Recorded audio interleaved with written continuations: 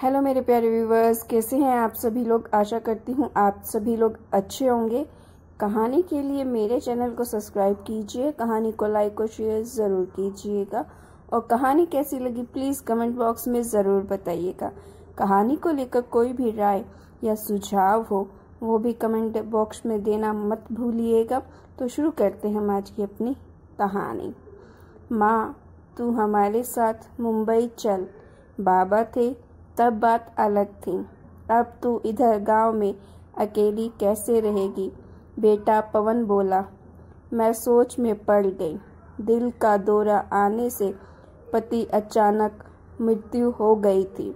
मैंने बहुत कोशिश की कि खुद को समझाने की। 13वीं के बाद सब मेहमान चले गए। बेटा पवन और बहू मिताली दोनों इंजीनियर थे। बेटा और बहू के साथ रहने जाना मत, ऐसे मेरी एक सहेली ने कहा था, क्योंकि कमाने वाली बहू को बूढ़ी सास ज़रा भी पसंद नहीं होती।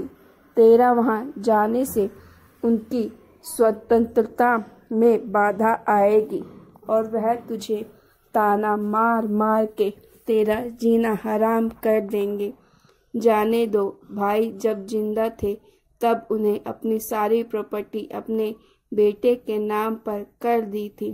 ऐसी परिस्थिति में बेटा और बहू यह मकान बेच सकते हैं और घर के सब पैसे लेकर तुझे एक एक पैसे के लिए तरसाएंगे।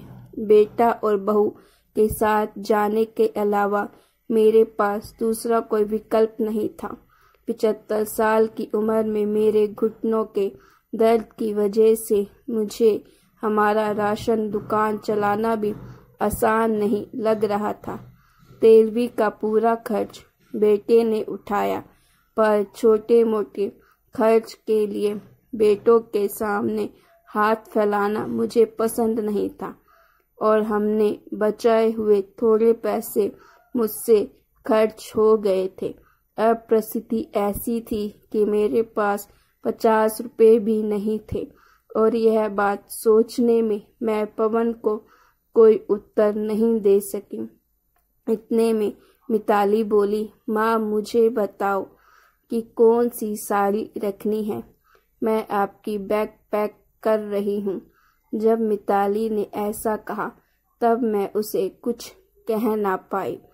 चुप रहकर उनके साथ मुंबई आई।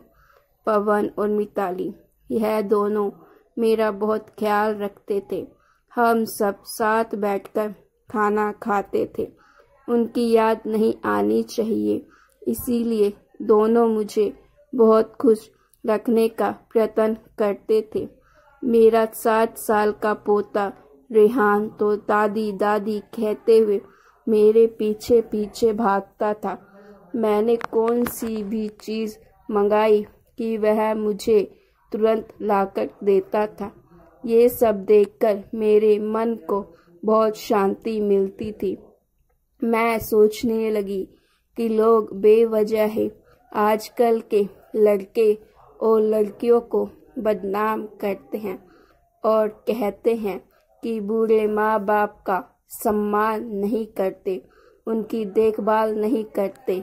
खासकर बहू कमाने वाली होगी तो सास को ठोकरों पर रखेगी। लेकिन मैंने देखा कि ये सारी सिर्फ बातें थी। हर उंगली की तरह हर बहू सेम नहीं होती। आज सब ने बाहर घूमने का प्लान बनाया था। हम सब मॉल में गए। इधर घूमते घूमते पवन और मिताली एक दुकान में कुछ खरीदने के लिए रुके। मैं और रेहान थोड़ा आगे गए। आइसक्रीम की दुकान देखते ही रेहान बोला, दादी मुझे आइसक्रीम खानी है। मेरे ऊपर जैसे बिजली ही गिरी, क्योंकि मेरे पास तो पैसे ही नहीं थे। दिन में कभी मुझे पैसों की ज़रूरत नहीं पड़ी। अभी क्या करें। मेरा उदास चेहरा देखकर रेहान वापस बोला, ले दो ना प्लीज़। माफ़ कर बेटा, मेरा पर्स मैं घर भूल गई। मेरे ऐसे बोलते ही रेहान मेरी तरफ एक अलग नज़रों से देखने लगा। उसको लगा कि आइसक्रीम लेनी नहीं है, इसीलिए दादी बहाने बना रही है। पर मैं क्या कर सकती थी? मुझे खुद ही शर्म आ रही थी। मैं कैसी दादी हूँ जो अपने पोते को आइसक्रीम भी नहीं लेके दे सकती। हमने बाहर ही खाना खाया। मिताली ने मेरी पसंद की काजू मसाले की सब्जी ऑर्डर की थी, पर मुझे वह पसंद नहीं आ रही थी। घर आने के बाद सब ने थोड़ी देर टीवी देखा। पवन सोने गया। रेहान को क्या चाहिए और क्या नहीं, वह देखने के लिए मिताली उसके रूम में गई। मैं भी मेरे रूम में सोने जा रही थी, तभी मुझे रेहान की आवाज़ सुनाई दी। मम्मी, दादी बहुत कंजूस है। तू ऐसा क्यों बोल रहा है? हाँ मम्मी, हम जब मॉल में घूम रहे थे तब मैंने दादी से आइसक्रीम मांगी तो वह कहने लगी कि मेरे पर्स घर पर भूल गई हूँ। यह अच्छा है क्या मम्मी? कंजूस दादी। रेहान क्या है? दादी के बारे में ऐसे बोलने से पहले तुमने सोचा नहीं क्या? तेरी दादी इस वक्त कितनी दुखी है, तू समझ नहीं सकता। दादी को कितना दुख है बेटा। दादी और दादाजी गांव साथ रहते थे, तभी अचानक दादाजी हम सबको हमेशा के लिए छोड़कर चले गए। जिस व्यक्ति के साथ हम 24 घंटे साथ रहते हैं, साथ उठना बैठना खाना पीना हम साथ करते हैं, हम सब अपना सुख दुख बांट लेते हैं, वही व्यक्ति जब अचानक हमको छोड़कर चला जाता है तो कितना दुख होता है, तू अभी नहीं समझ सकता। सोच, अचानक तेरी मम्मी पापा तेरे से बहुत दूर गए, इतने दूर गए कि वह कभी वापस नहीं आए, तब तुझे बुरा नहीं लगेगा क्या? नहीं मम्मी, मैं तुम दोनों के बिना नहीं रह सकता। रेहान बोला। बेटा, फिर सोच कि दादाजी बिना तेरी दादी कैसे रहती होगी। ऐसी परिस्थिति में वह अपना पर्स घर भूल गई होगी। तूने उनको कंजूस कहा, उनका प्यार तुझे नहीं दिखा क्या? जब भी तुझे स्कूल से आने में 5 या 10 मिनट भी लेट हो जाता है, तब वह बालकनी में खड़ी रहकर तेरी राह देखती है। उनके घुटने दर्द करते हैं, तब भी बेटा किसी के बारे में अपनी राय बनाने से पहले उस व्यक्ति के दृष्टिकोण से सोचना चाहिए। यह बातें सुनकर मुझे मेरी बहू पर बहुत अभिमान हुआ। उसकी जगह मैं रहती तो कदापि मैं मेरे लड़के को इतने अच्छे से समझा नहीं पाती। दूसरे दिन सुबह पवन ऑफिस गया और रेहान स्कूल। मिताली ऑफिस में जाते जाते मेरे हाथ में कुछ पैसे देने लगी। ये क्या है बेटा? मुझे पैसों की क्या ज़रूरत है? मैं बोली।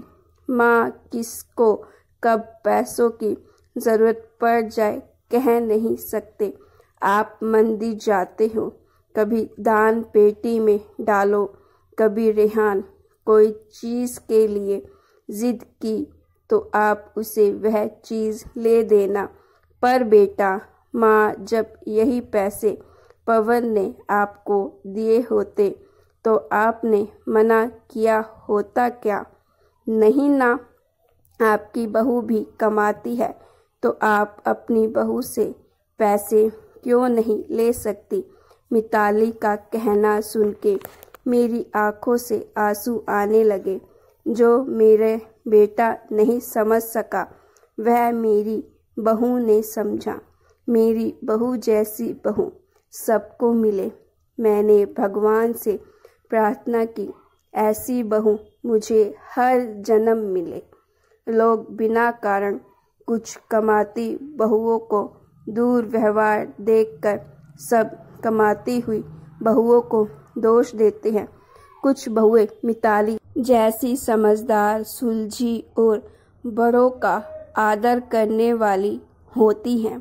तो गाइज, आपको ये स्टोरी कैसी लगी? अगर आपको ये स्टोरी अच्छी लगी होगी तो प्लीज़ स्टोरी को लाइक कीजिएगा और ऐसी स्टोरीज़ के लिए मेरे चैनल को सब्सक्राइब कीजिए तथा साथ में लगे हुए बेल आइकन को दबा दीजिएगा ताकि अगली बार भी कोई स्टोरी आए तो आपको नोटिफिकेशन मिल सके।